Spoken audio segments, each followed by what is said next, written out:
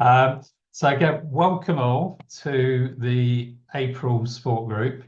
And I think straight away, I'm going to pass you over to Andy Jones, who's going to tell you about an exciting study in triple PD. So Andy, please, it's over to you.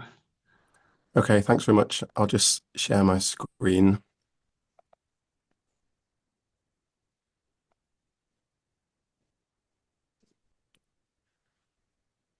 Can everyone see my Yeah, slides? yeah, that's perfect. That's great. Okay, thanks very much. Just a bit about myself and about the project. I'll give a bit of an outline. Um, so our research project based at the University of Manchester. Sorry, excuse my croaky voice. I've had a bit of a cold recently, so excuse me for that. Is called it's called Stardust, which is uh, an acronym for the study to assess and investigating how problems with processing balance information can go wrong in persistent postural perceptual dizziness. I suppose I'd just like to say, first of all, thank you very much for the offer of coming to talk. I've been having a look at some of the videos available on YouTube of the meeting recordings previously, and I'm just been really impressed by the wealth of information and the ability for people to share their experiences. I really commend everyone's involvement in the Life on the Level group, and I think that it must provide incredible support over the long term for people with balance disorders, which I know can be very disabling. I'm really glad that such a group exists for people that have these difficult conditions. If you've attended previous meetings, you may know my colleague Debbie Kane, who I think discussed this study about 12 months ago, who's a audiologist now working in Manchester and working on our team, and also a vestibular rehabilitation expert. So I'll just talk a bit about, excuse me, the outline of my presentation today.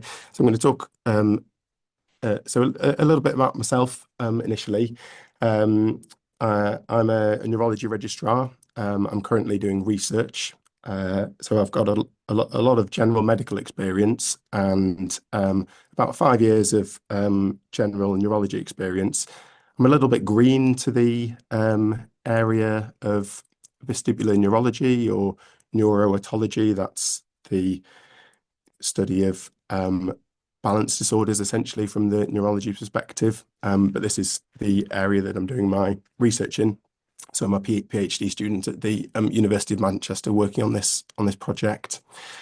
Um, I'm going to talk today about what is persistent postural perceptual dizziness. Some of you may be very familiar with the condition. I call it 3PD for economy of speech. I'll talk a bit about the research progress globally in the disorder up until now, and then I'll talk about our research and how you can get involved. So just briefly, the balance system is quite complex. There's a number of different inputs that we have to combine. So different sources of information from the visual information, which is sort of thought to be the most reliable in humans. But obviously that's combined with other sources of information, the information that we get from our balance organs, the vestibular system in the ears, and also the information that we get from our bones and joints, muscles, in terms of the position of where our body is in space. So we have to coordinate all of these sources of information in order to for us to decide whether we are still in the world, if we're moving, which way we're moving. So it's quite a complex system, and I suppose a lot of people don't really think about it too much until it goes wrong. But there are quite a number of things that can go wrong. So what is persistent postural perceptual dizziness? It's termed a functional disorder. I would call it a functional neurological disorder because I'm a neurologist.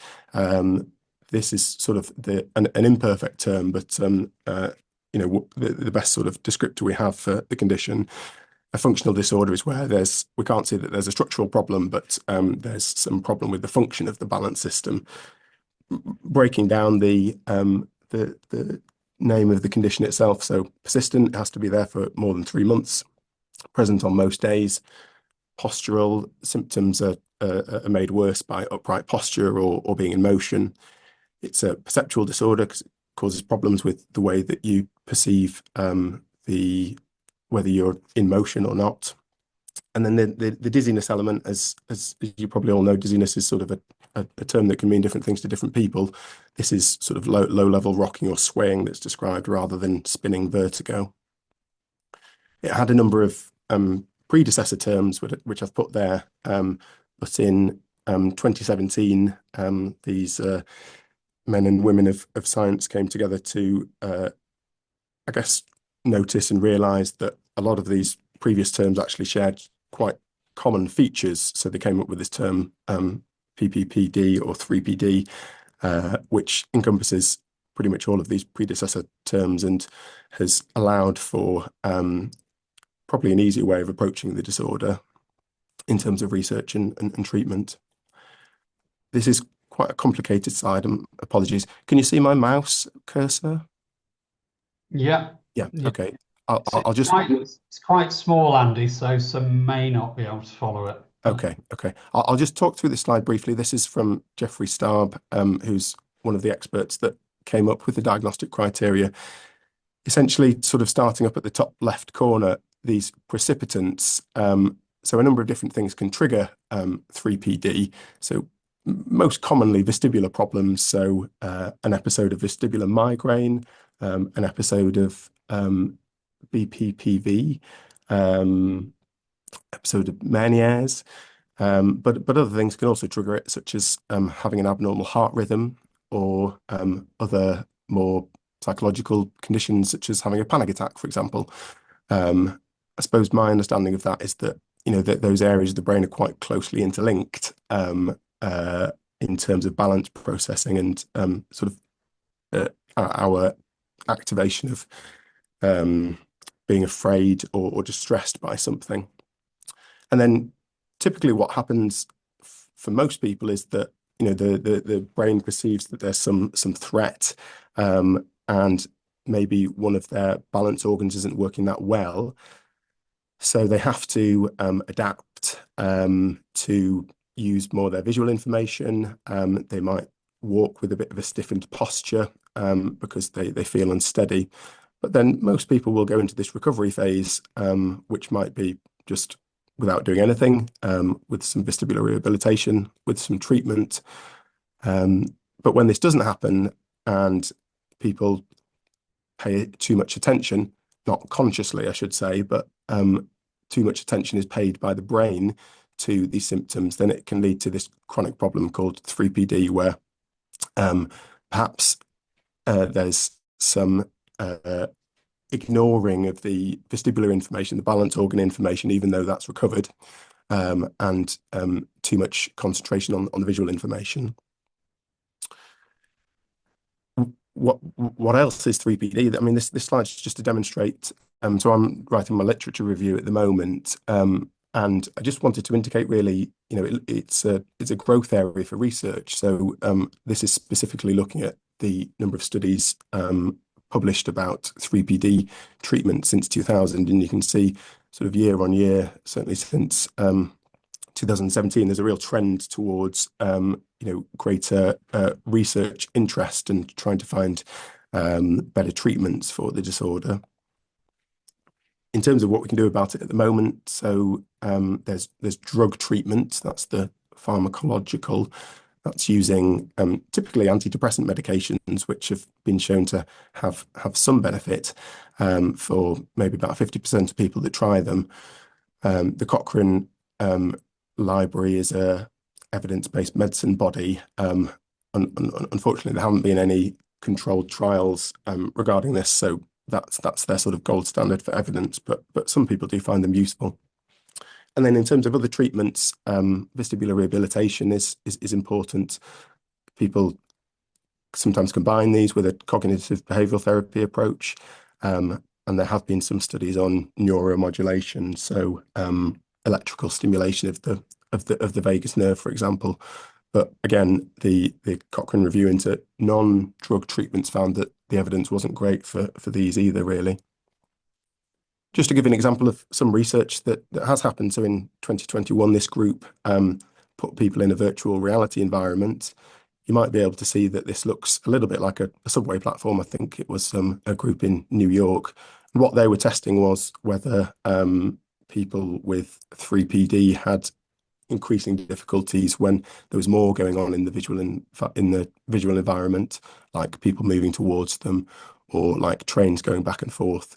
And that's something that is really sort of part of the diagnostic criteria, symptoms getting a bit worse with a busy visual environment. They asked people in virtual reality, both healthy control participants and people with 3PD, to do this test where this has been devised for balance disorders for a long time. I think you can essentially just put two sticks on the ground and step around and see how long that takes. On the right hand side, what this shows is at the top a patient with higher dizziness scores and lower balance confidence on some questionnaires, and shows a trace from the head mounted display. Essentially, this shows a stiffened postural control strategy. So they weren't moving around as much because they were holding themselves quite rigid, as compared with this person with 3PD below, that looked a bit more comfortable and was able to do it a little bit easier. So in terms of our project at the university, we're investigating these two ideas. Just sort of briefly, the mismatch hypothesis is that essentially there's some noise in the information that comes in, either from the eyes or from the balance organs or from elsewhere. And the integration problem is when we think there might be an issue with combining those sources of information appropriately. So we're testing theories about that in our experiments, and then later on in the project, we're hoping to develop a virtual reality-based rehabilitation package based on the results. So if you'd like to take part in our research, I'll just talk through some of the inclusion criteria. We do have an age limit. This is not ideal really, but our chief investigator has recognised that our visual and vestibular systems get worse over time. So unfortunately, we do have an upper age cutoff of 65. You must have a diagnosis of 3PD. You need to have normal vision, and you need to have had an MRI head or of the inner ear in the last 10 years. And it's 2 half-day testing sessions at the university. We pay travel expenses, and if you wanted to stay overnight, then you could do that. And we are looking for a sort of relatively clean population of people with 3PD, so not people not having an additional condition that might cause balance problems. So you initially have an online interview either by phone or over Zoom, and then we'd ask you to come to the university. Hopefully it'll be sunny like it is today, but certainly no guarantees about that. In terms of the experiment, so the first visit is seated visual assessments. So you sat and on a screen see this flow pattern, and you have to decide whether a dot is moving left or right. This can tell us about how the brain's processing visual information. Just to give some examples of that, this is the sort of thing that you see. And then there's a 3D version where, again, you have to decide whether the dot is moving left or right. And then in the second visit is largely using virtual reality. This is our colleague Boris that designed the virtual reality environment, walking around the virtual environment, and you'll see him trying to step over an obstacle shortly.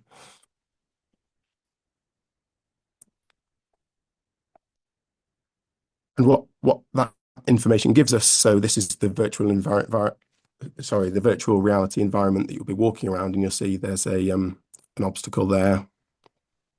And we also have motion capture markers, so it can tell us what's happening with people's posture, so whether they look like they're unsteady, and what sort of sway pattern we're getting, or whether it looks like they do have a sort of stiffened posture.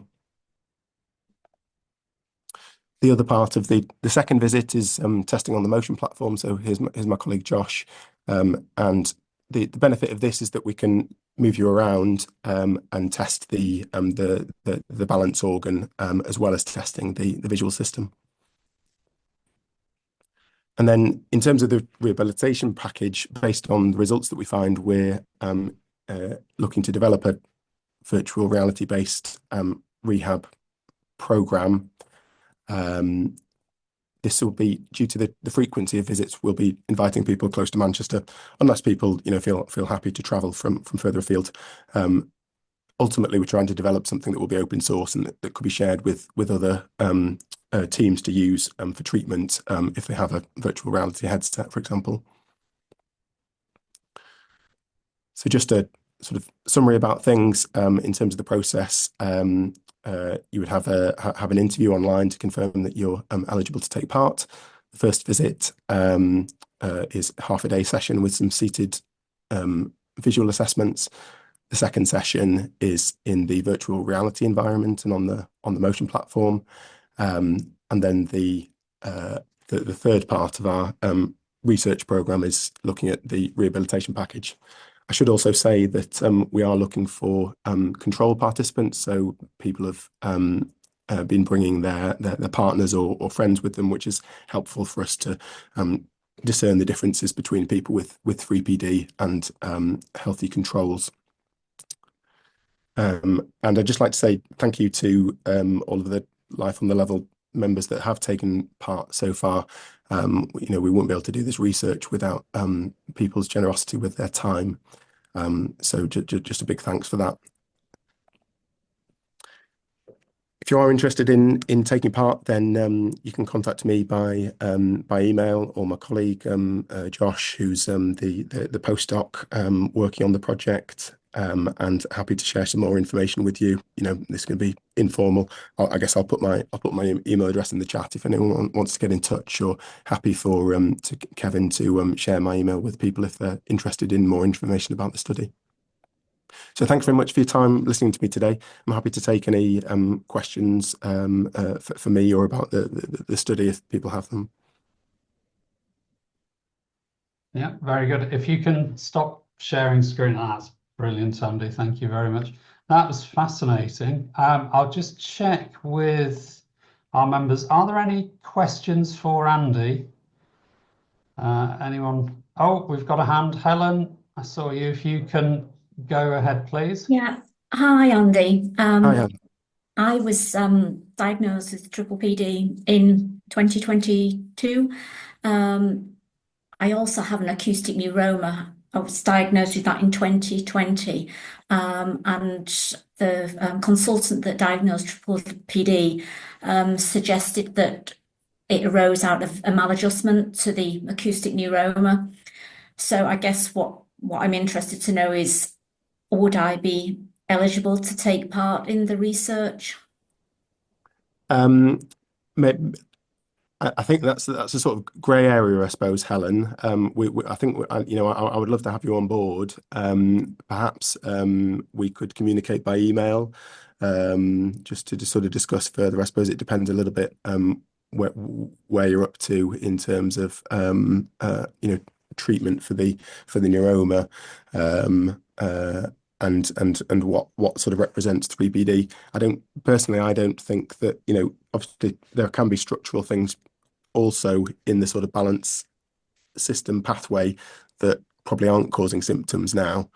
So if that were the case, then I think that would be fine. But perhaps if you drop me an email, then we could discuss further. Sure. Thank you. Thanks. Brilliant. Thanks, Helen. I can't see any more questions, Andy, for now. But thanks ever so much. It was fascinating going through triple PD. I don't qualify because I'm Meniere's, not triple PD, but I can guarantee if I was triple D, I would volunteer. to help. The group's stance on this is there's so many people disinterested in balance disorders because they don't know it's there, or they don't understand how it can sort of significantly disrupt our lives. We all know that, and my view is if we don't volunteer, no one else will. And if we won't help our balanced community, how can we expect others? So anyone out there in the meeting today or watching the video who does qualify, please do think if you could spare your time to help this. It was great to see the growing number of research documents happening around triple PD as well. And it all eventually, and as you know, eventually this will help tremendously with sufferers, the speed of treatment, the efficiency of treatment. I've got Rachel, you've raised your hand. If you can unmute, if you've got a quick question, please. Yes, hi Andy, thank you for doing this study. I live down in Kent. I would love to volunteer to help this study, but I live down in Kent. I'm going through Guy's Hospital in London. Do you know if they have similar equipment where they could test me and the results be used for your study? I don't travel well, this is why I'm asking. I mean, it would take me some recovery time from Guy's Hospital, but from Manchester would be a nightmare. Yeah, sure. You're quite far away, obviously. I mean, we do actually have a colleague who works at Guy's in St Thomas's, an audiovestibular medicine consultant who's part of the research team. So they are identifying patients from Guy's in St Thomas's who would be eligible to take part in the research. Unfortunately, though, the research equipment is only at the University of Manchester, so that's the principal research site. If I mean, I completely understand what you're saying about traveling, Rachel, and I understand from speaking to people and asking them to come that it's not it's not a minor undertaking to travel halfway across the country and stay in a different place, and then go through a load of testing. We offer people obviously to stay overnight, have testing for day one on the first day, and then complete their second day of testing the following day to try and make it as easy as possible. But the research is happening at the University of Manchester. Okay, thank you. I thought it was worth asking the question, so thank you for that, Andy. Good luck with the study. Thank you very much. Thank you. Andy, I think you've done a great job. I'm going to share your details with all the members via email. And as ever, members can either email you directly or they can come to me first. And if anyone's got any supplementary questions, just email them to you or I. And good luck. And I know later on you're going to come back and let us know how everything went. Do we know when that is? Is that in a year's time, 2 years, or? So we're just at the end of year one. The project is planned to run for 3 years in total. We expect to have collected and analysed the data before the end of the 3-year end period. So hopefully in sort of 18 months to 2 years' time, we might be able to present something. Yeah, super. All right, Andy, thank you very much. You go and enjoy that sun that's outside. Yes, I'll go back to my literature review here. Thank you. That's super. Thanks very much, Andy. Thank you. Take care. Thank you. Right, members. Now for the main event, we have the wonderful Sarah Burns. Many of you would know Sarah if you live in Leicestershire and have been treated under the NHS. Because unbelievably, Sarah, I believe, has done 25 years or more as an audiologist for the NHS, which I did joke earlier. She must have started at the age of 6. Because I can't believe she's that old. Sarah, I'm going to hand over to you, and if you can introduce yourself and then take the floor, share your presentation, and over to you, please. And you need to unmute. That's it. That's brilliant. Thank you, Kevin. Thank you, Kevin. I was saying to Kevin earlier that it's the it's the quality of the camera. If Kevin thinks I don't look old enough, I am, and I feel it. But yes, as Kevin was saying, I've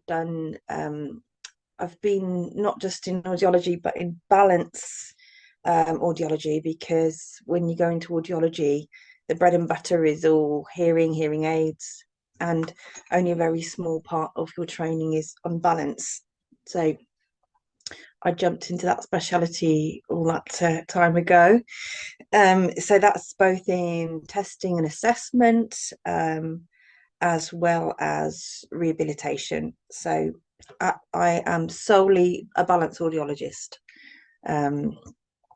And I work both at the Leicester Royal Infirmary, and I'm also working in the private sector as well at the moment.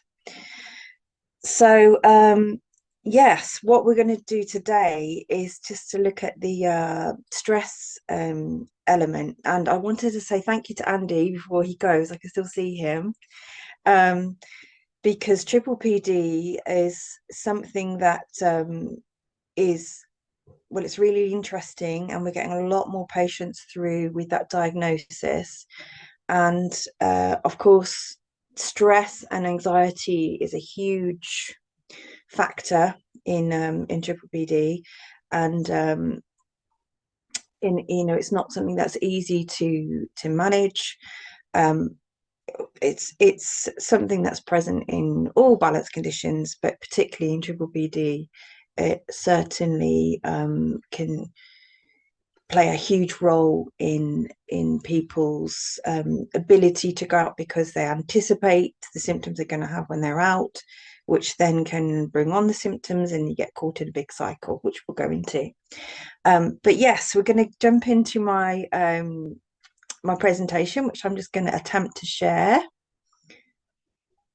Let's see.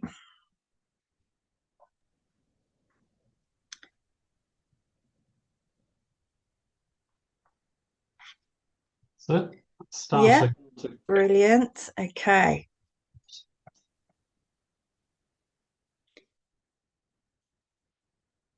Okay, you got that? Yeah, that's perfect. Thank you. Okay, so I've called it mindfulness for the dizzy patient, although I will say that mindfulness is for everyone. Now, mindfulness might be something that you've heard of, it might be something that you've embraced, maybe you've tried it, and it might be something that you're not sure of, that you think is perhaps linked to more spiritual things. Maybe you think of it as something that, maybe you think of Buddhists, maybe it seems a bit sort of touchy-feely, getting in touch with your deeper self and those sorts of things. But actually, if that does put you off, think of it instead as brain training. Think of it as just learning to control your thoughts, and not letting your mind go off and do its thing, as can be the case where most of our stress comes from our own thoughts, not from the actual situation that we're in, not from the environment we're actually in. So I'm going to start with a short visualization. Now, technically, this is not necessarily mindfulness, but it's just to get us all in the zone. So I'm just going to read a short visualization. If you want to take part, please do. No pressure at all to take part. Okay, so you see the picture on the screen. We've got a lovely beach. Now you can choose any beach that you might know, anywhere that you wish you were right now. And all I'm going to do, if you just close your eyes now and imagine you're standing barefoot on soft, warm sand. Feel the gentle sand give beneath your feet and the warmth radiating upwards. The sand supports you, molding to the shape of your feet, creating a stable foundation. The sun's warmth relaxes your muscles, and a soft breeze whispers past, carrying away any tension. You begin to walk along this beach. You feel the soft sand between your toes, and you listen to the gentle waves. With each step, you feel steadier, more balanced. The fresh, salty air invigorates you, and the sun's warmth relaxes you. You feel calm and grounded, enjoying the simple pleasure of walking on the sand. Okay, so that was just a short visualization to just ground you before we start. So this is my one of my favorite people, Eckhart Tolle. I don't know if anybody's aware of him, but I am a follower of his. He's a German spiritual teacher, you might call him. He's not sort of affiliated to any particular religion, but he speaks on, he doesn't call it mindfulness, but he wrote a very successful book called The Power of Now. So it's very much about being in the present, being in the moment. And he says something that we don't often think about, which is that the present moment is all we have. Now, it sounds a bit meaningless, but if you really, really think about it, what is the future? We're always thinking of what's coming up. We're always trying to get to goal. Andy's trying to get his literature review done. You know, everybody's trying to achieve something. We're always thinking about what's coming up. And when we do that, we're not living right now. And when that future thing happens, when it happens, it will be in the present moment. And when that future thing happens and the present moment comes, we still won't be in it because we'll be looking further ahead again.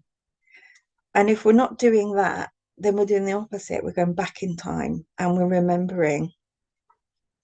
And very often what we choose to remember is not something positive and wonderful. I mean, sometimes we do, but when we're caught up, especially in the depths of chronic conditions that cause symptoms that make us unhappy, we're often thinking about, you might think about how active you used to be.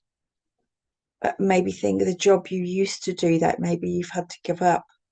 Maybe the activities you've had to give up. Maybe you used to do things that you love and you can't do them anymore. You can't do them at the moment. And going over that in your mind is reliving stress over and over again. So wouldn't it be great if we could neither go forwards or backwards, but just stay right in this moment?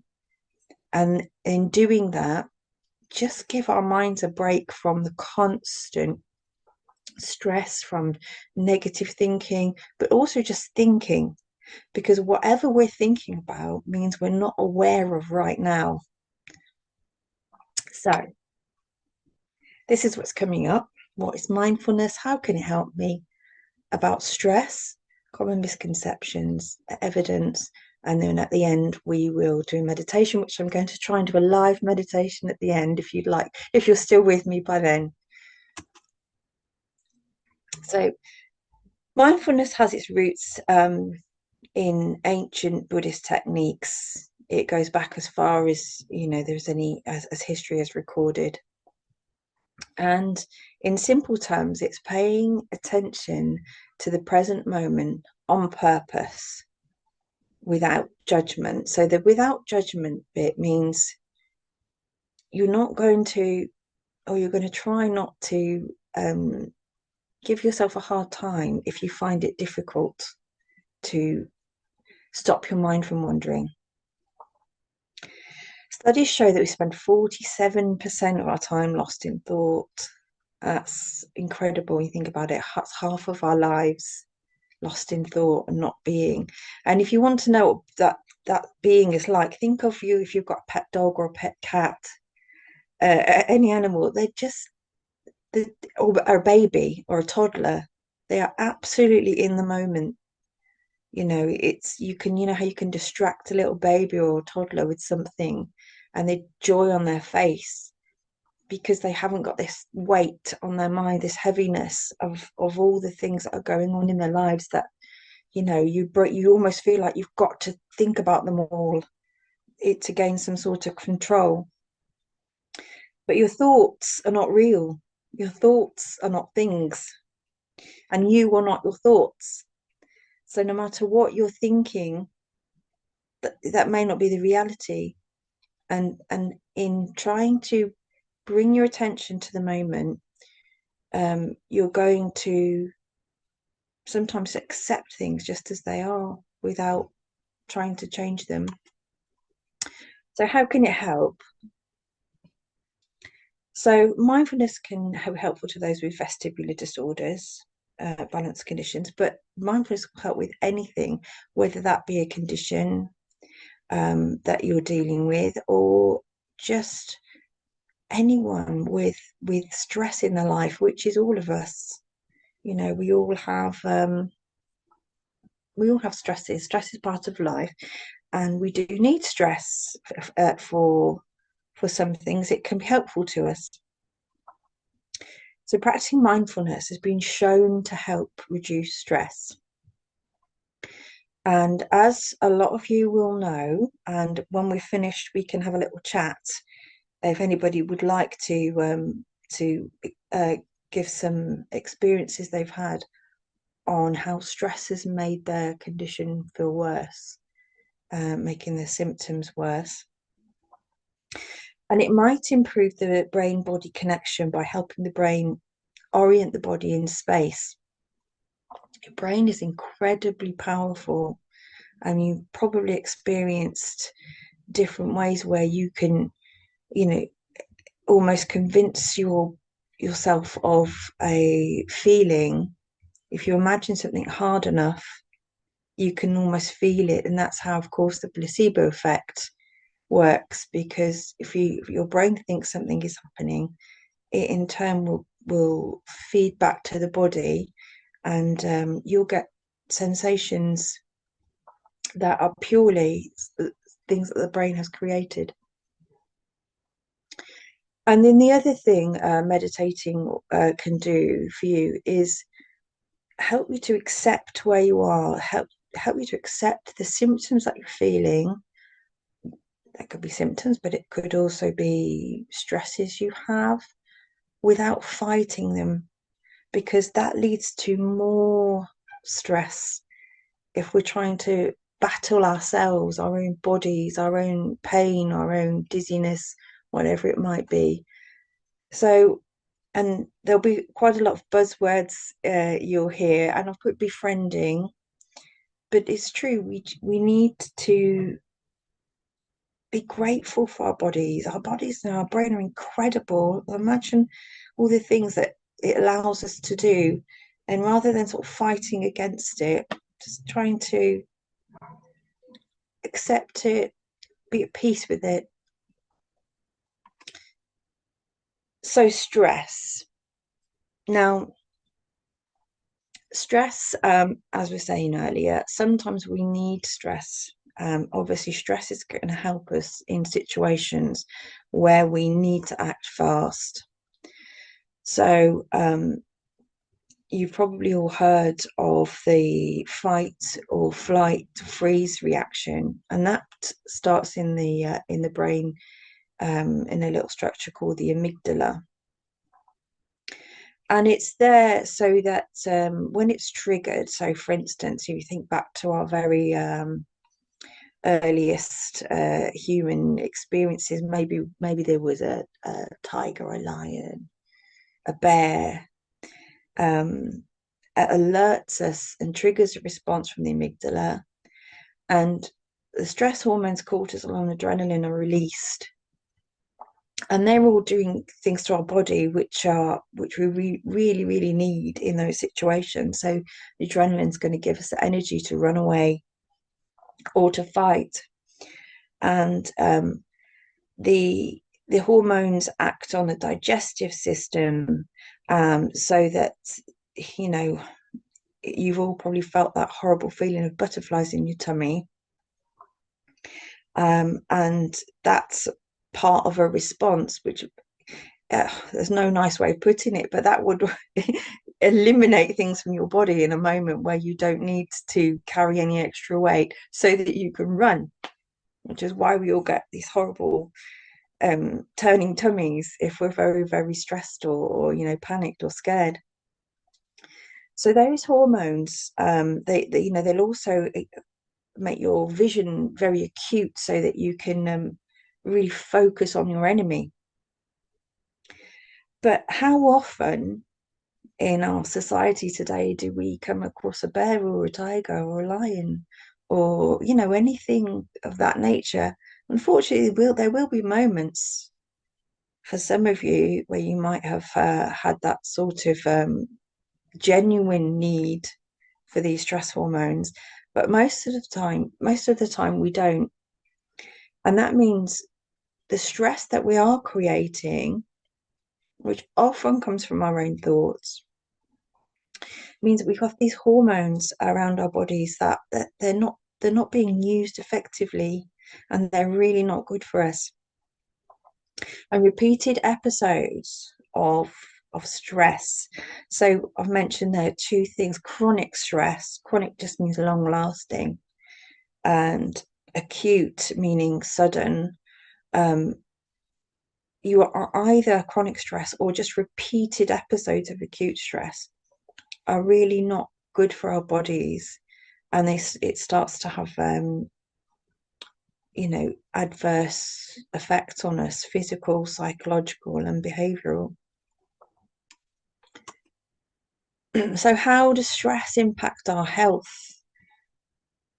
Well, in a myriad ways. So it can be physical, mental health. It can cause or contribute to high blood pressure. It changes the blood vessels in the arteries. Digestive issues. So again, we're going back to the feelings you get in your tummy, which I'm sure you've all had numerous times. A weakened immune system. It literally impairs our body's ability to fight off infection, or, you know, cancer, the next one. And I'm sorry that these are not happy things to think about. Anxiety and depression, a more obvious one. Heart disease and stroke. Headaches, aches and pains. Sleep problems. Cognitive impairment. So those are just a few of what stress can do. And I don't know about you, but have you ever thought that we don't pay much attention to ourselves when it comes to our mental health? Or lots of us don't. We're very happy to get up in the morning and brush our teeth, and we keep ourselves nice and clean and hygienic. And, you know, you might go and do some exercise, and exercise is very good for you in all ways, by the way. But we spend a lot of time thinking about our physical health. We'll spend time on that in our day, every single day. How much time do we actually give to our mental well-being? Just taking a moment, like a sort of like a gym workout, but for your mind or for your brain. Many of us don't. Now, stress will make your chronic conditions worse.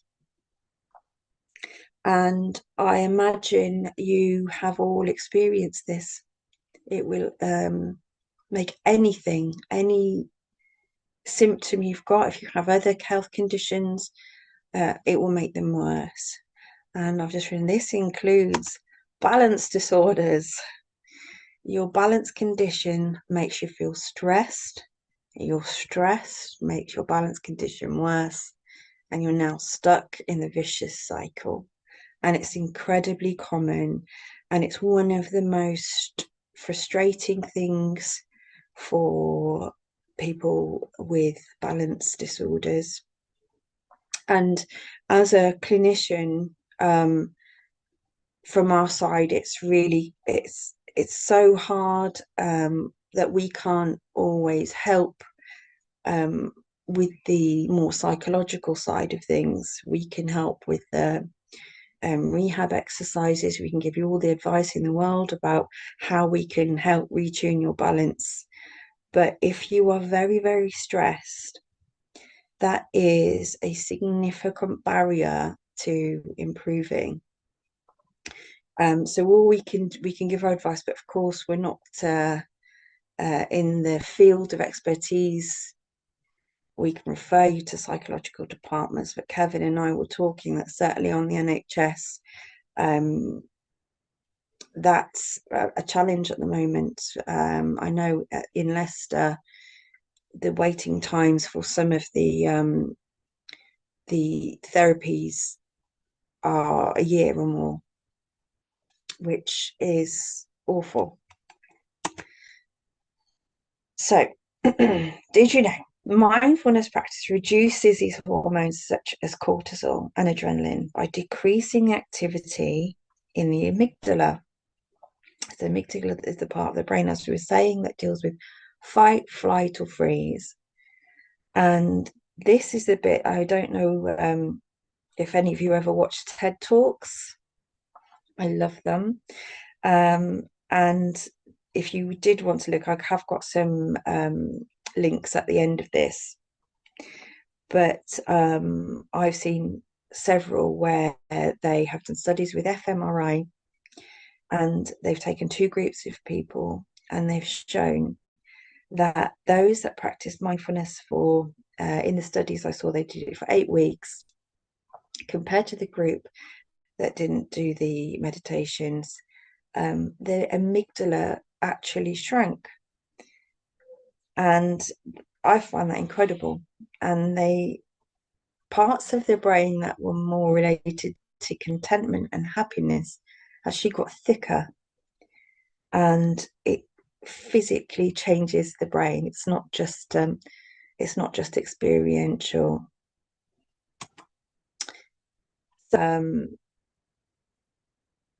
It's just a long-standing condition, and it's invisible, isn't it? So you know, it's not like having a broken arm or leg where we got it in plaster. You're not in a wheelchair that, you know, people could see that you're impaired. And another common one we hear is that people worry that they think they look like they've been drinking. It's a very common one. And all these thoughts, whilst they're natural, they're not going to be helpful in terms of the stress that's caused every time you're thinking about them. Because every time you think of these things, you're releasing those stress hormones into your body, which is making everything feel worse. So with mindfulness practice, and that's the key word there is practice, you can help stop the brain from the constant thinking. And the more you practice it, the more naturally your brain will stop all the thinking. And I've written there that we can meet ourselves where we are, which just means that you don't have to start from a certain place. You don't have to be a certain type of person. You can be somebody that feels like their mind is always, you know, constantly on the go, very, very busy. We're not trying to change anything. It's an exercise. You're going to practice to see if you can help reduce your stress. So here's some common misconceptions. Now that one at the top is, we're going to go into a bit more in a moment. You need to empty your mind. That's a really common misconception. And if you ask most people about mindfulness or meditation, a lot of them will say, oh yeah, you've got to clear your mind, haven't you? Absolutely not. You don't. We can't empty our minds, and we shouldn't be trying to empty our minds. The next one, you know, hopefully a lot of people don't think this anymore, but you don't need to sit in a certain position. You need to be in peaceful surroundings. No, you can meditate anywhere, and I'll go into a little bit more, that you can literally do this wherever you happen to be, or that you need to be spiritual. Anyone can benefit. This is brain training, if you prefer that term. So going a little bit more into this, I can't meditate, my mind is far too busy. Now, I used to, a couple of years ago, when we had a little bit more in terms of capacity and time in our clinics, I used to do a mindfulness clinic, and it went alongside my rehab clinic. So it was for my rehab patients, but we had an hour, which was amazing at the time. Unfortunately, now demand is so great that we can't offer that anymore. But what I found is a lot of what I call my non-believers. So lots of people say, no, I'll never be able to do that. My mind never stops. And I used to enjoy seeing if I could change their minds by doing a little mindfulness with them. So those two things, you know, people say, I've tried it, I couldn't stop my mind wandering, because people think that the mind wandering is a fault. They think that's a failure. And that's not at all the case. So your mind is supposed to wander off, because that's the practice. The practice is bringing your mind back. And if your mind hadn't gone anywhere, we would have nothing to practice. So that's the point of it. And it's important that if you do it, you're not judging yourself. So all the little comments of self-talk that we all do, I'm as guilty as anyone, where you do something, you think, oh, I need the frustration, oh God, I'm rubbish at this. That's not the case. You're not bad, you're not doing it wrong, you're not rubbish at it if your mind wanders off. That's the exercise, is noticing you've wandered off and guiding your thoughts back without a judgment on top, without any self-talk that you're doing anything wrong or bad. And you're building a skill. So this is almost like a muscle you're exercising. The more, whatever we repeat, we get better at. Now, that's something that I say to my rehab patients anyway, because I'm asking them to do head movements that are making them dizzy, or I'm giving them exercises in visually complex backgrounds, and it's hard for people, but also whatever you repeat, you'll get better at. And it's the same with mindfulness. The other thing is that thinking of it as an exercise where your mind has got to wander, we're not trying to make it wander, but it's got to wander off for us to be able to practice bringing it back. It also makes it a more kind and compassionate, more gentle experience than if we're just beating ourselves up through it. So is there any evidence it works? There's absolutely huge amounts of evidence. You've just got to do a quick Google search if you want to look into it more. Lots of TED Talks on it. Like I was saying earlier, it physically changes the structure of the brain. It's not just something that we can measure the function of. It actually changes the structure. And these are the things that's been shown to improve: emotional, physical well-being, your mood, healing process, pain reduction, anxiety and depression, the immune system, memory and focus, brain aging, which is again quite mind-blowing, helps you to sleep, and it helps you to have compassion and empathy. And that's a really interesting one, because the studies they've done lots of studies on compassion, and it's not just compassion for yourself, but it's compassion for others. People are much more likely to show compassion to others and not be so judgmental. Now, this is some mindful activities which you might have heard before, that these activities are mindful things to do. You can do anything mindfully. You can wash your hands mindfully. You can just, look at the water as it covers your skin. You can feel the sensations. Whatever you do, you can do it mindfully. And these are some examples of activities that, they happen to also be things that often make us more relaxed. And these are good things to do. However, next slide, remember, you could do all of those activities and still be ruminating all sorts of things in your mind. And I've just put on that second point there. Who's ever read a book and you read the whole page and you realise you haven't taken any of it in, and you've got to read it again? And I'm really good at that. I think I could do several pages like that. I could do the same with a TV program. So the thing is, you might be doing those activities. You might be crocheting, knitting, reading. You might be listening to music, but you might still be going, your mind might be going 10 to the dozen in all these negative thoughts.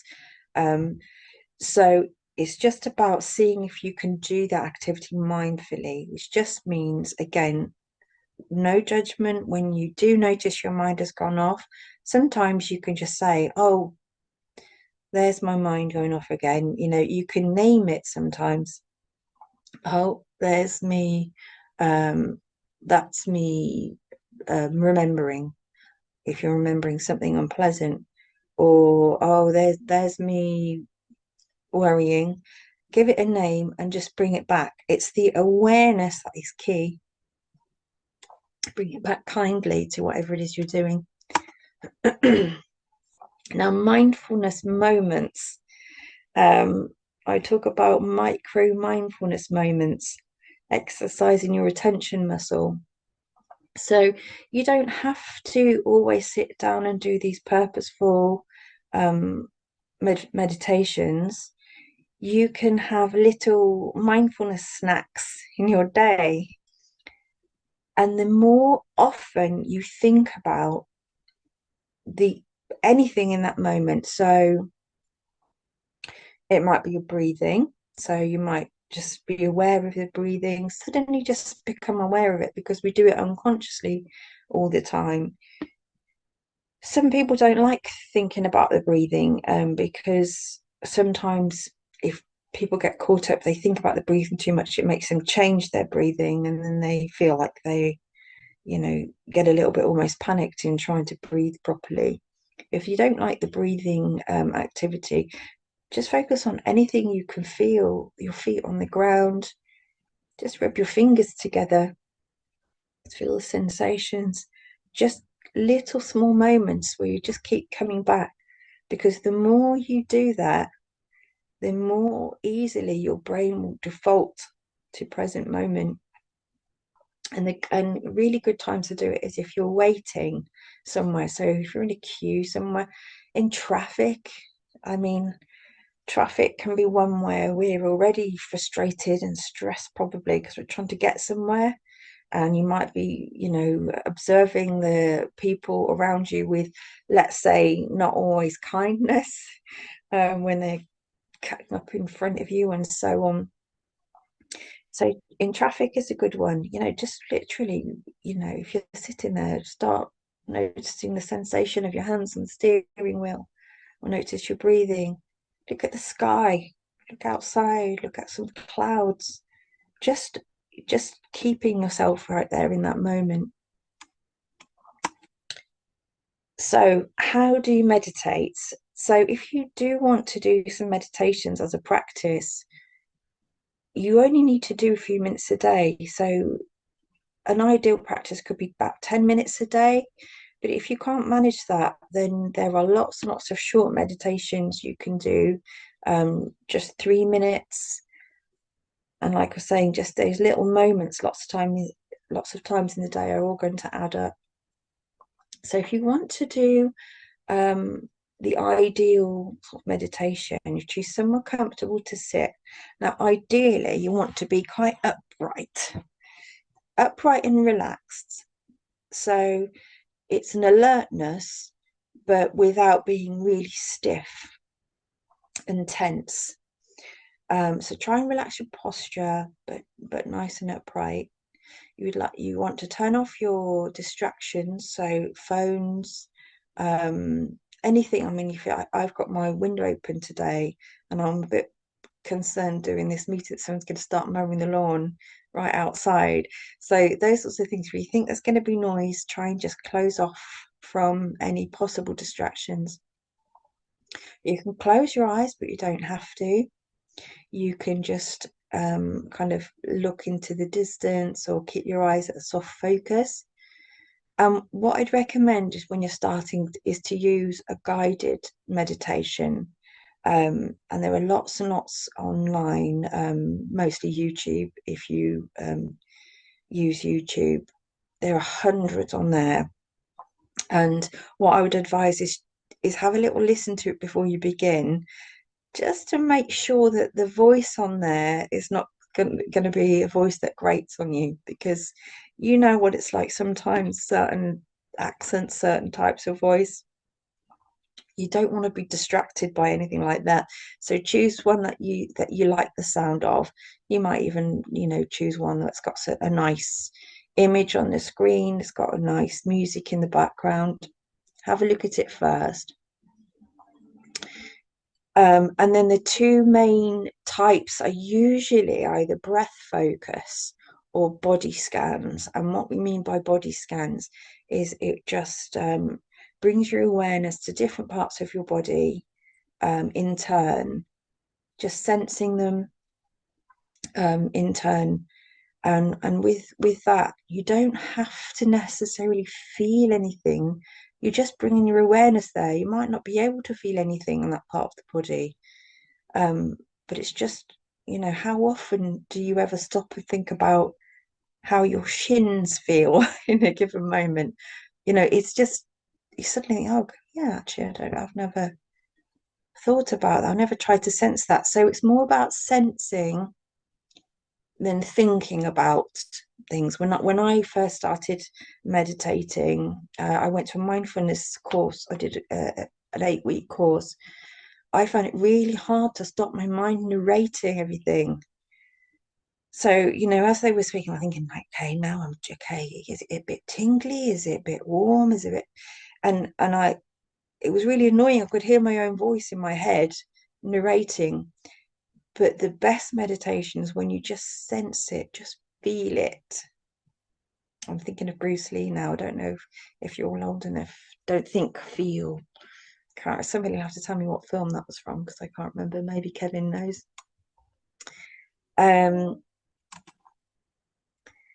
So yeah, again, don't try to force your mind to be quiet. You're just trying to anchor your attention into the present moment. It's normal for your mind to wander. Kindly redirect your attention back. Now, when it comes to your symptoms and your sensations, so this is key, because obviously this mindfulness talk, we're focusing on you all. So patients with dizziness, balance issues, and whatever your chronic conditions, symptoms might be. So there might be people that also have other conditions that cause them pain. Maybe you're getting pain as a secondary effect of your balance condition.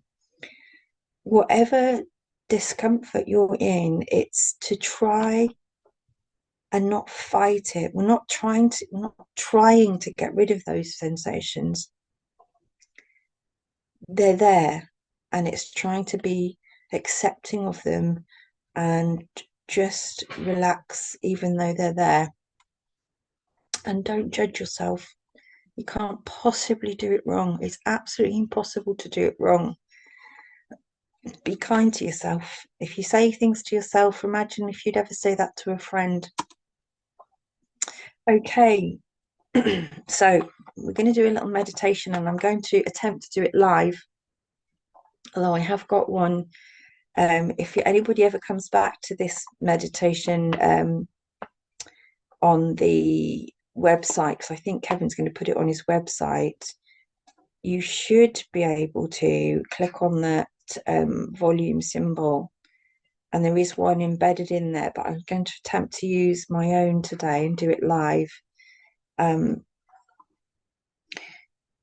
So just before we start, as we were saying, with regards to your symptoms, it can be difficult. I don't expect anybody to just be able to ignore their symptoms. You know, we're not trying to suggest that we're going to clear all your symptoms by practicing mindfulness. But in the long term, reducing your stress is what's going to help with your balance symptoms. And so that's a side effect of practicing mindfulness. Okay, so let me just get my meditation up. If you'd like to take part, that would be great. And if anybody would like to tell me afterwards what they thought to it, that would be great too. But there's no pressure whatsoever. You can take part if you would like. If not, you'll just have to excuse us while we do some. So,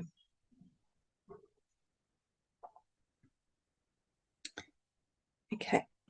So, finding a comfortable position, either sitting, lying down is fine if you find it more comfortable, but sitting in an upright position, maybe your hands relaxed in your lap, you can close your eyes or you can keep them open with a soft focus. Let's take a deep breath in to start with.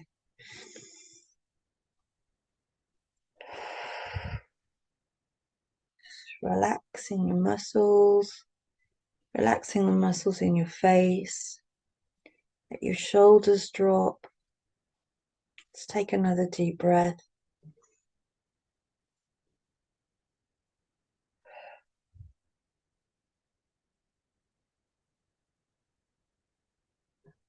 Let's take another deep breath in, just be aware of our tummy rising and then falling on the exhale.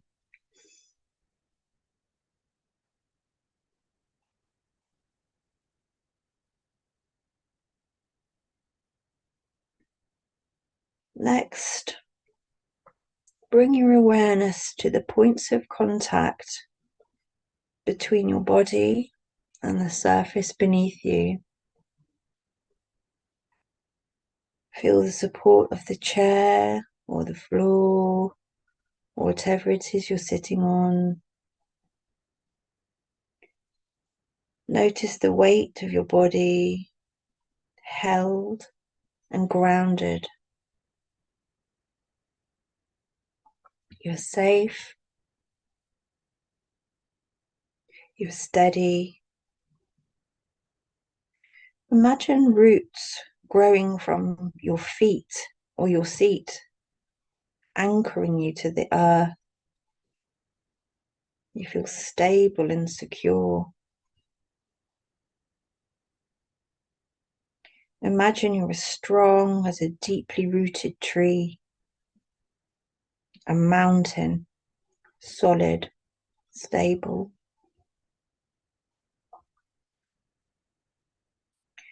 If any sensations of dizziness or imbalance arise, simply acknowledge them without judgment.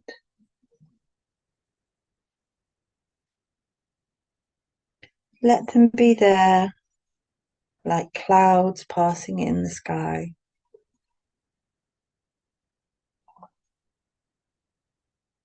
Your breath is your anchor.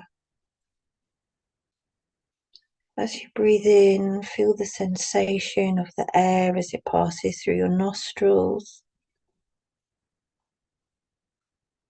Feel the sensation of your tummy rising and falling.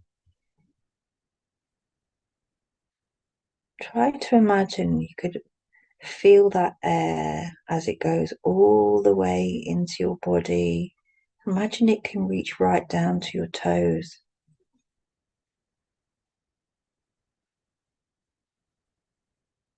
Imagine that air is a light and it's reaching every part of you as you breathe in.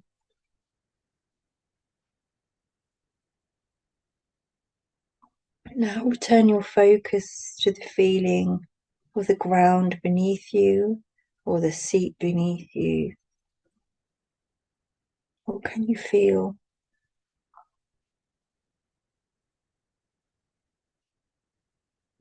Let's turn our attention to our feet. Can you feel in your feet right now? Maybe you feel a sort of buzzing, slight vibration there. Maybe you don't feel anything. You're just going to notice that. Let's come up to the legs, the lower half, our shins, our calves. They feel warm.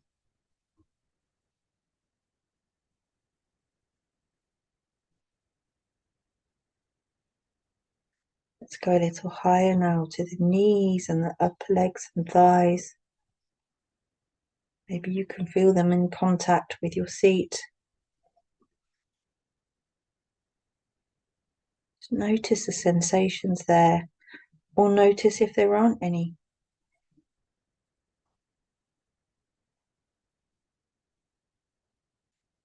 Come further up the body. Now you can feel the sensations in your seat.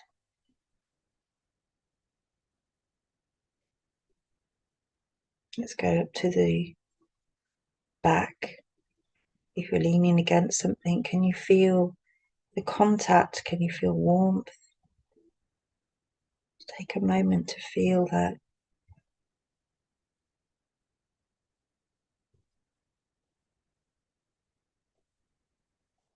Come up to your shoulders.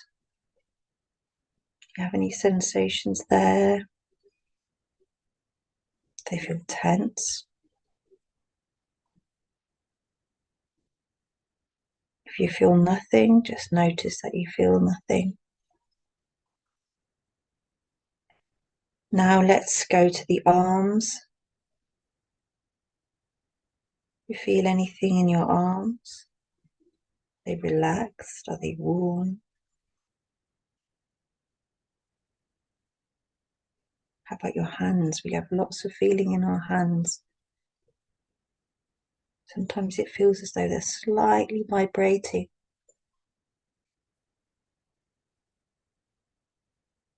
All the sensations you feel in your body is because it's alive. We often don't notice these things, but our body is sensing all the time.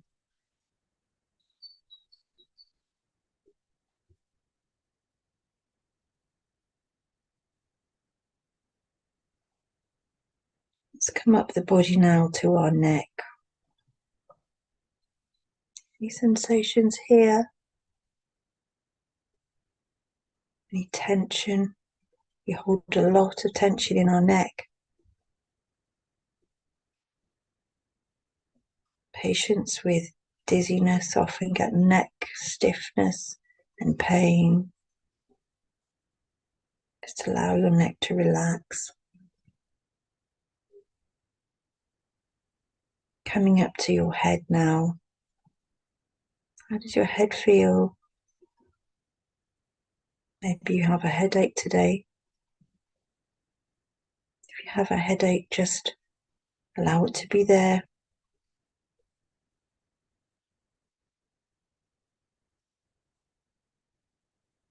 Feel your face, muscles in your face. See if you can relax them even more.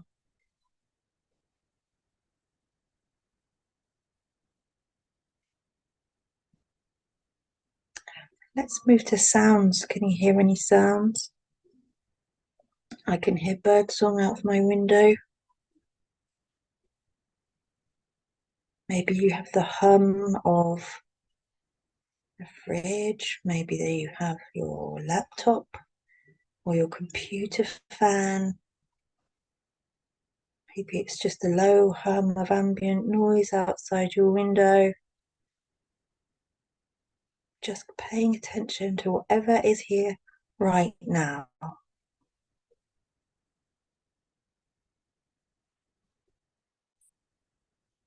Let's take another big, deep breath in and out.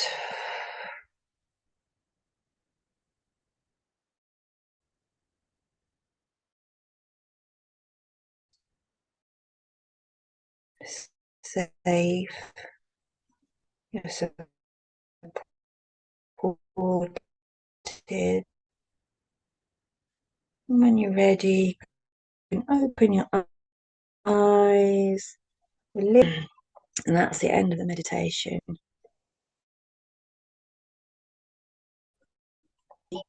Go to, I've left some resources if you want them to have another look at some of these things. There's a couple of books I'd recommend. The one I use the most with my patients in mindfulness is a book by Mark Williams, who is from the British Mindfulness Society in Oxford, and his book is called Finding Peace in a Frantic World, and it includes the actual book contains CDs with mindfulness meditations on, but you can find them all on YouTube, which is really good. So you just type that in. The other book, which I'd highly recommend, is The Power of Now by Eckhart Tolle. And then there's some links there to some of those meditations. So I've linked the Mark Williams mindfulness meditations. There's a link to a TED Talk. Love me a TED Talk. A couple of TED Talks there. But you'll find a wealth online. Let me stop sharing. There we go. So you'll find a wealth online if you want to look further into it. And I would recommend give yourself that little treat.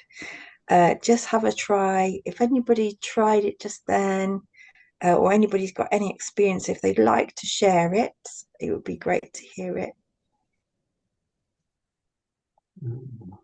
Put your hand up physically or Zoom hand up, and we'll try and come to you. Can you see anyone with their hand up, Sarah? No. Oh, well, if I start, I nearly fell asleep, which was perfect. And I have a confession to make. I think I mentioned this the last time I spoke. I am an example of what not to be when you get a balance condition, because I was skeptical about everything and anything. I used to hide the fact I've got a balance condition from the whole world, because I thought it marked me out as substandard. And all of these things are totally wrong. And I don't know if it's more a male thing than a female thing, but I thought mindfulness was for sissies. It was not for real men. And how wrong I was, I started probably a year after we started this full group, so it's 5 years ago. And I'm now proud to say I can even do this when I'm out on my mountain bike in a country lane. Without killing myself, I can get into where I am, the sounds, the sights, the smells. And that, I guess that's just showing off, because the main important bit is it does work to relieve us from that stress and that anxiety that we all suffer from. So I would recommend it, especially to men. It's just well worth, and a bit like I mentioned my bike, we all recognize to ride a bike, you don't just jump on it and ride it. Absolutely. You kind of need stabilizers. You might have had your mum and dad hold you. Yeah. Mindfulness, I think, is just the same. You Absolutely, yeah. practice, the better you're going to get. When I first started it, when I went on this course, part of the course is we had to do 45 minutes a day. And so we would meet once a week, and then the second week we'd all be whispering to each other, "Did you do it?" And everyone's like, "Oh, I didn't do it." And the our sort of teacher said, "Right, second week is confessions week, so let's get that out of the way." And it's really difficult to set aside the time, and you sort of, you know, you feel like it's a chore. But the more you do it, like you were saying, Kevin, the more you do it, and you don't have to do 45 minutes at all, but you realize that you get better at it, and it is literally building a skill. So because you're trying to always bring your mind back to the moment, which is the way it will always be. You're never going to get meditation where your mind isn't wandering, but you'll find you'll be able to pull it back a little quicker as time goes on. It'll be more your default. And you think of the impact of that into your everyday. And I have seen this in my own life when I've had lots of stress. I think about how I would have handled that before mindfulness, where you get caught up in it. I always call it a mind spiral. It starts there and it goes down further and further and further, and you've imagined so many awful things. But yeah, it's a real skill, and just do yourself the Yeah. the I think like favor, give yourself. many things you're learning, or even if you feel you've mastered mindfulness, it doesn't matter if you try one day and you can't get into it. You go, well, I'll try again tomorrow, or I'll try again later. And it's the fact that you can remember to keep trying. Yeah, That is one of the tricks, because we all get so busy. It's kind of, for me, a side effect of the mindfulness. It gradually teaches you to slow down. And what some members say, slow down. I ran for 5 years and walked properly. And I don't mean in the physical sense, I mean with our minds. And we're always racing on to the next problem or the next task. absolutely, yeah. And something that's come through over the years with meeting so many people with balance conditions, and it really doesn't matter what flavor you've got or to what extreme. What really does help is the calmer we are, the slower we are with our minds, the better we get at coping with our problems. Yeah, absolutely. Yeah. I always Less- think as humans, if you think to how our human physiology is, we're exactly the same structurally and biochemically. We're exactly the same as that early man, that early human being, where all we had to do was finding our food and avoiding predators. And we our brains really they're not meant for today's modern world. We're not really supposed to know what's going on in the entire world's problems, are we? How it used to be is you would know what's going on in your small community or small group. We're taking on the whole world's issues and problems, and they're there for us to see immediately on waking. We're bombarded with information, and that and our busy lives, you think about the average person going out to work, busy, raising a busy family, trying to raise children into this very society. It's crazy the amount of stresses we have to take on now that our ancestors would never have had to deal with. I just think this offsets that a little by just reminding us that this is not how it's meant to be. We're taking it all on, and I think that's why we've got so many issues with chronic conditions, and autoimmune conditions are on the rise. And there's a lot of impairment in our bodies just purely because of stress. Absolutely. I just So want to mention a I've couple of. got a question that was emailed in before. Oh, yeah. So if I could just start with that before we ask the audience about their own questions. I don't know if you'll be able to answer all of this, but let's have a go. It's from Bernadette. I've had a balanced condition for over 6 years now. 3 years ago, I was diagnosed with vestibular migraine and triple PD. I'm finally now starting to get the treatment through the NHS to address these conditions.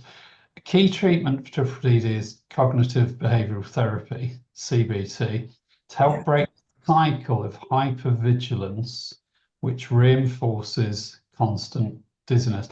Hypervigilance, for those who don't know the term, it just means we're over monitoring everything, and the slightest input we're sort of exaggerating and worrying about. Carry on. Bernadette says, I've had some CBT prior to my triple PD diagnosis through the NHS. But I'm being re-referred for my triple PD. I have now been sent an email stating the talking therapy service does not provide therapy for long-term conditions. So they're basically saying they will not support Bernadette with triple PD. Bernadette asks, is it possible to get CBT tailored for triple PD through the NHS? I'll just give you the other part so you know it's coming. If yes, how do you go about being referred?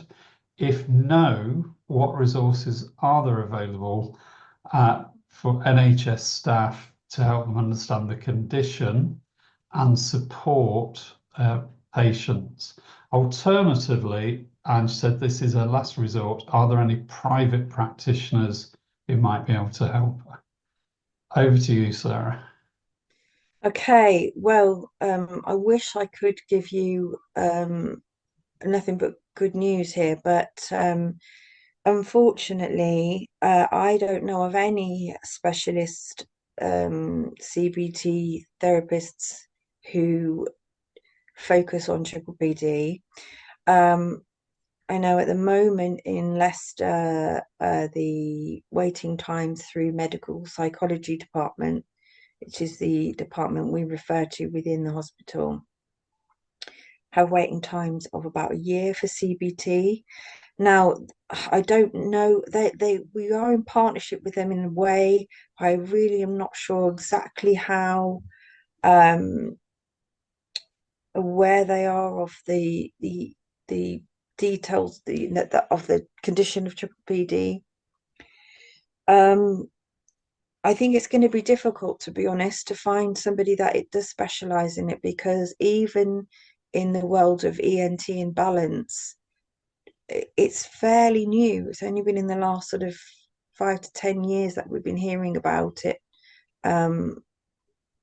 because these symptoms were always there, these features were always there, but now, of course, they've been collectively identified.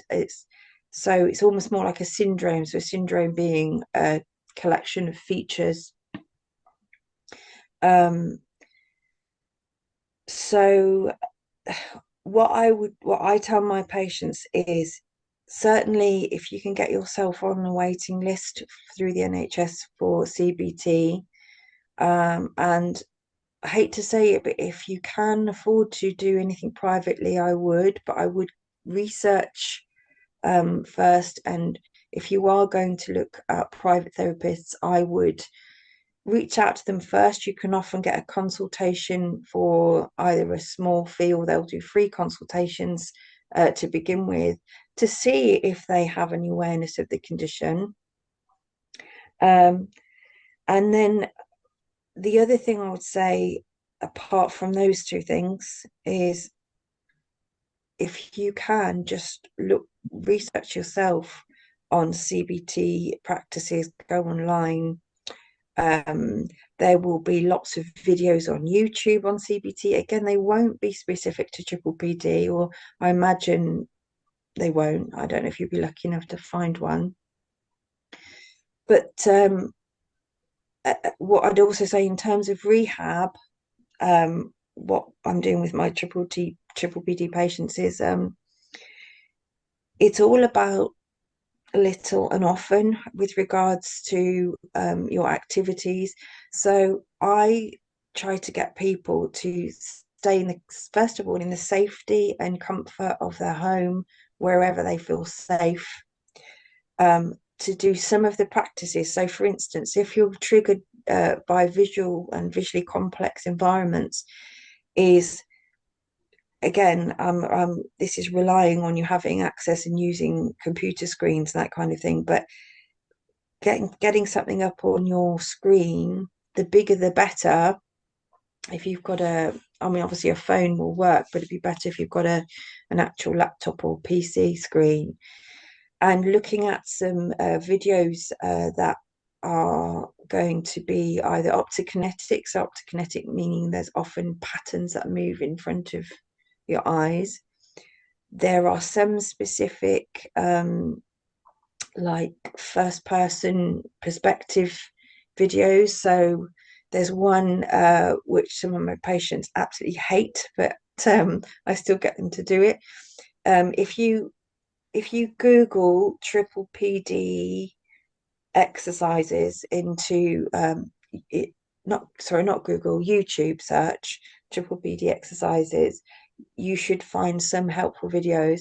And one of the ones I'm thinking of has it's basically like someone's got a camera or a phone camera, and they're going around, I think it's an American pharmacy, but of course, being in America, their pharmacies are like our supermarkets. We might have some, I don't know if we have any Americans watching today. We only usually have small pharmacies over here in the UK, but these huge pharmacies, and someone's got the camera and is looking around as though it was the person looking, you know, when you're looking at the shelves for products, and that's usually very triggering for people with visual vertigo. So you can look at these little videos while you're safe, so your brain hasn't got that anxiety of, what if I'm out and I get really dizzy? What if I have a panic attack? What if I start swaggering around with, you know, all the things that you worry about going out? You take that away, first of all, so that your brain starts to experience things while it knows you're safe. It won't be nice. And I say to my patients, just see if you can do a few seconds at a time. See if you can gradually increase that. It doesn't have to be several times a day. You can see if you can do a little bit every day.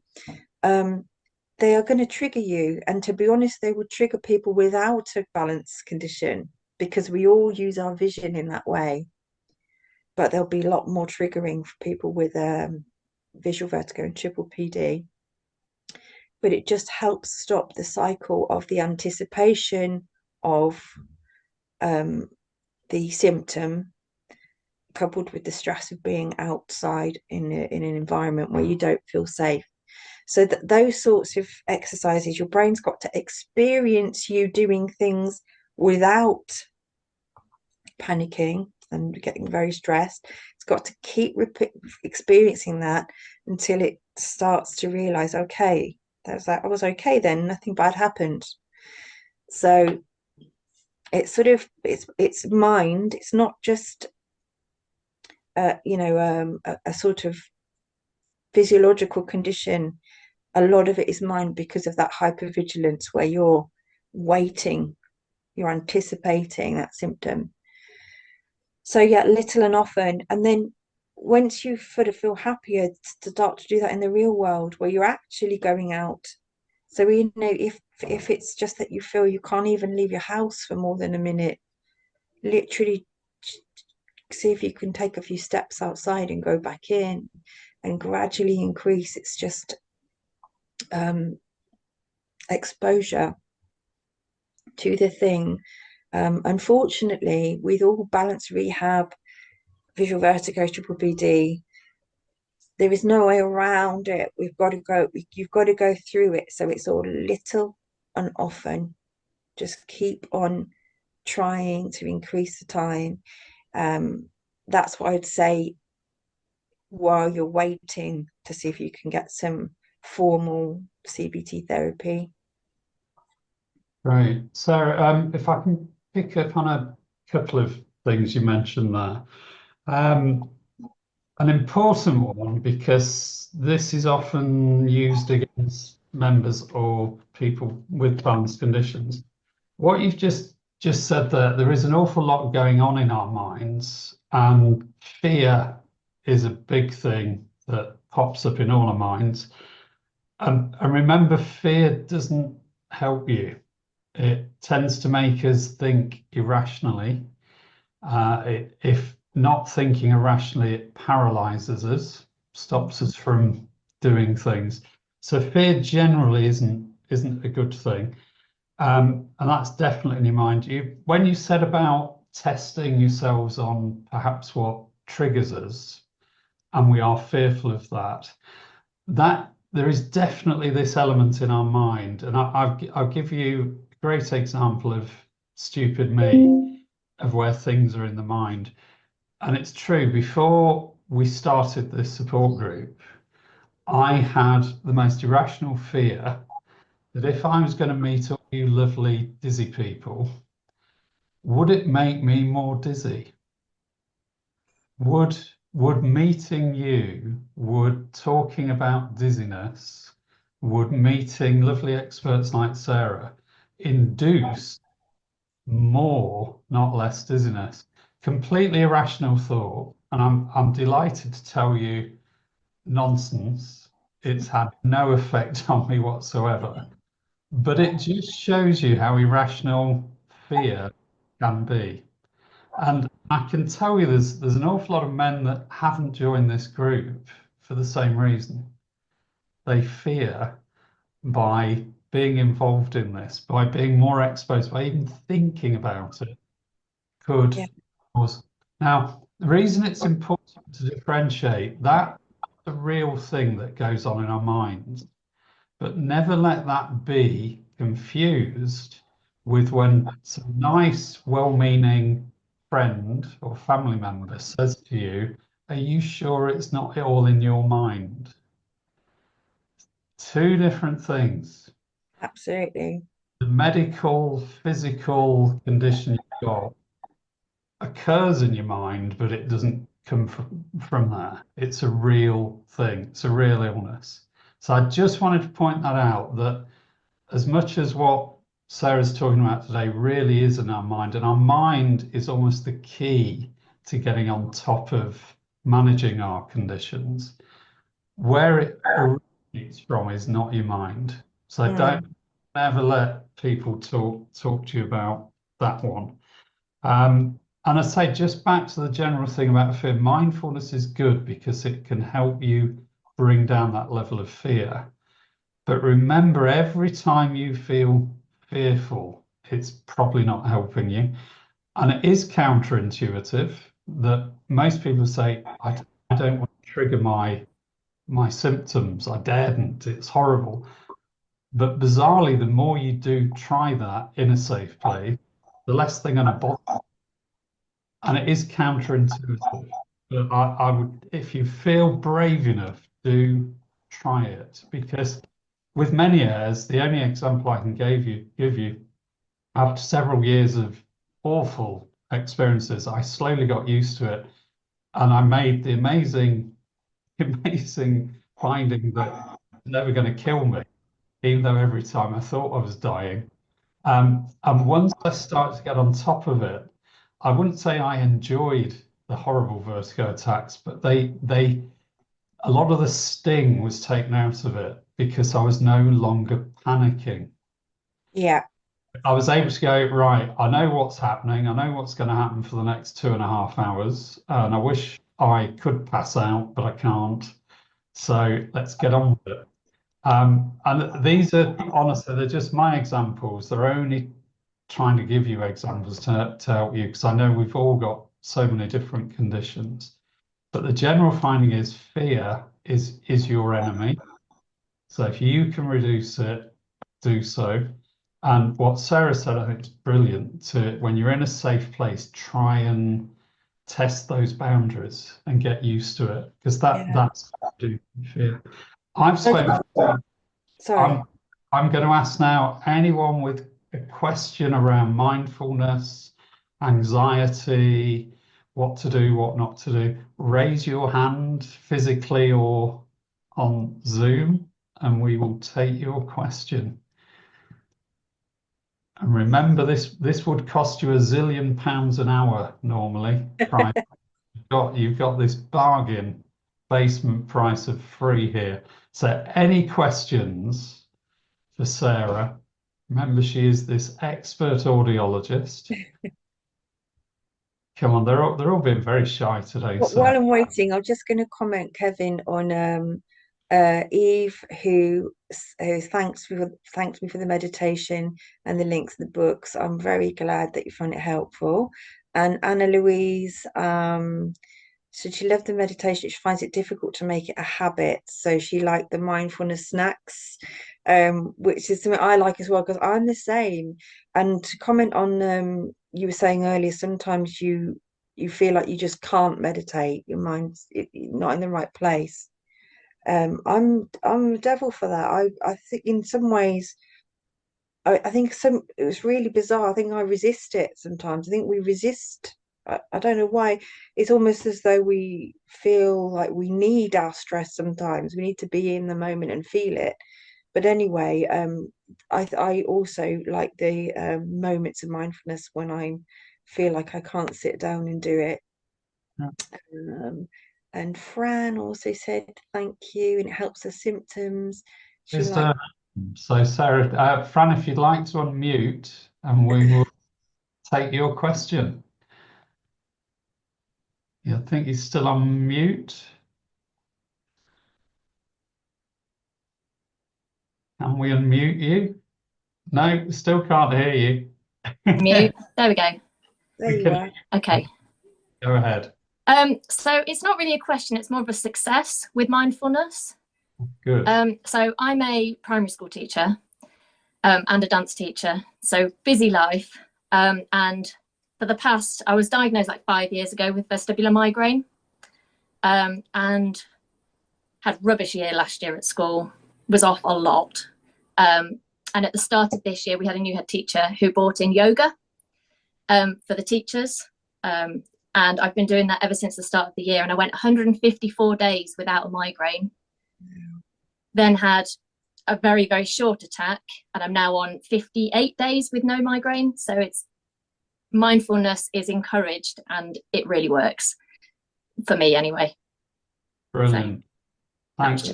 That's great. That's what we love to do, by the way, if you can share things that work for you. It just it gives other people that motivation to try it. Yeah, and I will say as well, Kevin and Fran, I always think if we can get teachers feeling better, I have quite a few teachers on my caseload, and I really feel for them because you have the most incredible, not only stressful and difficult job, but you've got these little beings moving around you. You've got the walls are filled with colourful things usually that are yeah, I have changed my classroom environment, I have to say. But yeah, the major thing was we had Ofsted 3 weeks ago, and then we had our church inspection, and it didn't trigger a migraine, which was like, whoa, amazing. And that's you. So I always say that as well, is to be proud of yourself for that. You did that. You practiced the mindfulness. You practiced, what you were given as rehab or what you were advised to do. And that's what I would say to everyone is celebrate all your little wins, because you're doing it. Like I stay all day long, I'm talking to people telling you should do this and you should do that, you should do that. But it's the patient themselves that has to go away and do it. And if they do it and then they gain a success or they improve, it's all them. And that's what we've got to remember. Self-kindness. Brilliant. Thank you. Another question for you, Sarah, from Julie. So Julie, if you can unmute and go ahead, please. Yeah, just like to second that really with success. I'm speaking from France. I represent our dev, Kevin. I think you've been in touch with Emily We've got a patient association here in France. But on a personal level, I have finally had a triple PD diagnosis a few years ago. Resonated what Fran said. I was a teacher, had to give up because of horrible symptoms. And in France, we have something called sophrology, which nobody's ever heard of in the UK, but it's a type of mind-body therapy. And in fact, my yoga teacher, I took up yoga as you did, Fran, and she said, "Oh, you should try sophrology. It's really, I haven't looked sophrologist, so I'm helping people with triple PD now, and it just transformed my life. It contains a lot of mindfulness practices, but we also have lots of what we call bottom-up techniques where we learn to regulate our nervous system, which obviously is a perpetuating. Sorry, my English isn't great. I'm so used to speaking French all the time, which helps drive the symptoms. So just wanted to say to those who maybe thought, oh, I don't know if it's for me, it's so worth, dipping into it and seeing what it can do. That's amazing. So that's sophrology. Is that SOPH? Because I'm going to Google that. Yeah. First of all, I thought, does this take place on a sofa? Is that why it's called sophrology? No, it's pH. But no, it sounds amazing. And I'm going to go and look at that myself, because I like to learn about more things that I can then pass on to patients. So thank you for that. No problem. And again, well done on your achievements and in helping yourself. Definitely. Thank you. Thank you, Sarah, for today. You're most welcome. I don't know if you can all hear me. I've got a pretty poor internet signal at the moment, so I may be cutting out. Just nod if you can hear me, Sarah. You're Hello. a little bit shaky. Yeah. So, Sarah, I don't know if you can see anyone else with I'm just having a look at the chat.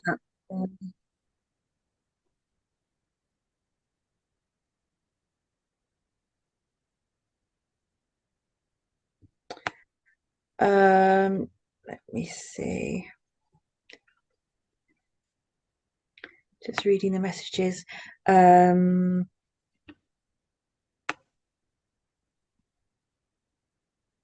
Just noting that Vimla was saying what a stressful time she's had, and she's going to concentrate on mindfulness. And let's have a look. What else?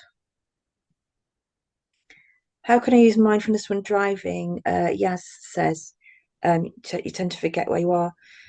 Just anything, because we can really switch off when we're driving, can't we? You can, I don't know about you, but I live in Northampton and work in Leicester, which is about 35 miles-ish. I can find myself in Leicester. I don't remember the journey at all. So we can really switch off. But yeah, anything. Notice the color of the car in front of you, or have a little look at the if there's any wild flowers on the grass verge, anything that takes your attention and gets you back into the moment, even if it's the feeling of your fingers on the steering wheel, your foot on the pedal, absolutely anything is noticing. So mindfulness is noticing, even if that's noticing that your mind is wandering off. It's just being aware of it. That's the practice. So anything at all. And it's fair to say, so you can do mindfulness and drive. It's like oh yeah, absolutely. You still are aware of other vehicles going on. Yeah. So you should be okay. Couple of things. I can't see any more questions, Sarah. So I just wanted to add a couple of things before I forget, just so the members are aware. Let me just put this on the chat. We've got a subgroup of members' partners who chat on a WhatsApp number. And the benefit of this, there may not be that many partners watching, but members, you can tell your partners, it's really for your partners who, they're not you, they haven't got that condition, but they are there trying to support you. And it just helps sometimes if partners can talk to other partners about what has worked, what's not worked, the stresses of being a partner. I've had many years, 20 odd years, and I know my wife has suffered indirectly, even if it was not being able to go and attend events or whatever, or leaving early, all these things. So it's just to let you know, if anyone's interested in their partner chatting to other partners, and that can also be about picking up ideas on how to help support us folks with it, just drop me an email and I will put you in touch with that group, which I know has been very successful for the members. One last thing I have to mention, because this kind of supports what Sarah's been trying to do with us today. Mindfulness is one of those things to try and get us to calm down and reduce fear. Another thing that really works well is our member-to-member network, where you can start chatting via email or phone to others, but you've got to opt in. You've got to email me, and I will then put you on an opt-in list that's only received by other members that have opted in. But you will be amazed at the power it gives you when you are talking to others just like you that face those challenges. Because as you know, this group, none of us are alone. We're often all facing exactly the same challenges and dilemmas. And just being able to talk to people throughout the year when you feel like it can really, really help. So again, member to member, you have to just email me and we'll get you sorted out on that list. I think, Sarah, I can't see any more questions now. So I think you've done an amazing job. Thank you for being so generous, sharing. It's not just sharing your time on a beautiful Saturday afternoon, it's sharing all that knowledge that's taken so many years to acquire. It's just so generous of you to give that time. I do think we're going to have to get a load of pre-recorded courses from you that we can listen to at any time. This recording will be available by tomorrow for people who want to reenact the meditation. But Sarah, thanks ever so much. You're welcome. All I'd say is just before I go, because I like to get this out to everybody, and is hope. And that's one thing, as soon as you walk in my door, it's the first place I go to, is, because it's such, generally speaking, a long-standing, very, the therapy, even when it's working, its absolute optimal best, takes a very, very long time, is don't give up hope. Whatever you think, if you've read, sometimes people will say, oh, I've read that there's no cure for this. Is that right? Whatever you read or what you think, what you've heard, people will nearly always get better. And if not all the way better, then mostly better enough to enjoy their lives. And Kevin's a really good example of that. You've given your experience. Don't give up on yourself, and definitely don't give up on hope. Because we get most people better.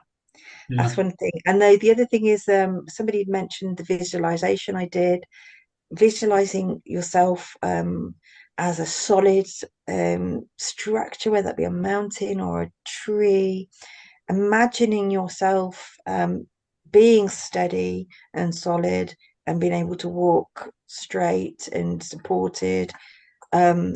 That can be really, really helpful as well. So yeah, sort of make it part of your daily routine, where you spend time on yourself, in your mind, looking after mental Very, health. very wise words. And we've had members, by the way, have said the symptoms got slightly better, but what made all the difference was the mental strength, and they're living wonderful lives again because the condition just does not bother them. So that's great. Look, thanks all of you for tuning in. Go and enjoy that sunshine if you can now. We'll see you all again on Saturday 14th. So make a date. You will find more information on the website about that. There is an email coming out in the next day or so. As soon as I can do it, we'll have links to the video to this meeting. A copy of the chat transcript will be there as well, with all the links to books and websites.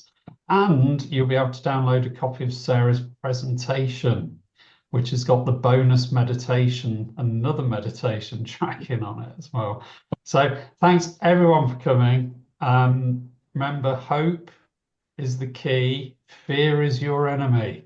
So let's go win this battle. But thanks everyone.